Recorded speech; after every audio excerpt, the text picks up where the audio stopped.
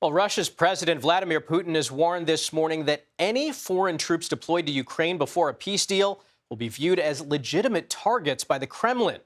His comments come a day after French President Emmanuel Macron announced that 26 countries had pledged to send troops to Ukraine as a post-war peacekeeping force after the fighting stops. As Kyiv seeks to secure security guarantees in the event of a peace deal with Russia, its European allies are also looking to bolster their own security, with Germany's cabinet last week approving a draft bill that could reinstate a form of conscription. For more on this, I want to bring in Aaron Wiener. He's the Washington Post Berlin bureau chief. Aaron, good morning, and thanks for joining us. So give us some perspective here. What would this bill mean, and why is it being brought forward now?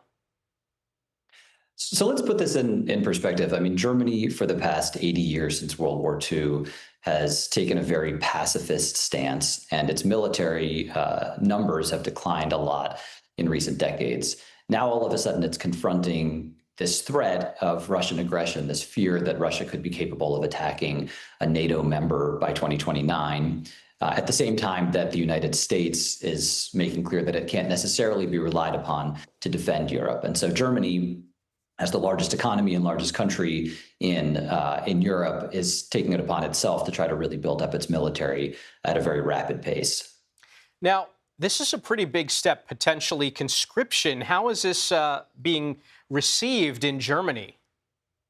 And let's be clear, this is not like people are going to be getting draft cards in the mail and getting their numbers called. This is a kind of an early step. What it would do was require every 18-year-old German man to register, fill out a questionnaire, do a physical assessment, and state his degree of willingness to join the military. It is broadly popular in the country. A majority of Germans support having some form of conscription. But if you look at the numbers, you'll see that the group that it's least popular with is Germans 18 to 29. In other words, the people who could be most directly affected by it. Now, Aaron, how does Germany's contribution to NATO compare with other member nations?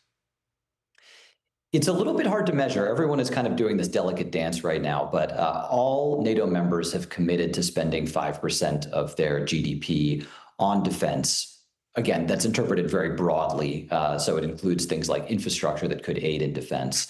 So that is a broad commitment across Europe. On an individual level, countries are really going about their own processes for building up their militaries. And so Germany is hoping to be the strongest conventional military force in the continent, but it will take some work to get there. All right, Aaron Wiener, thanks so much for joining us. We appreciate it.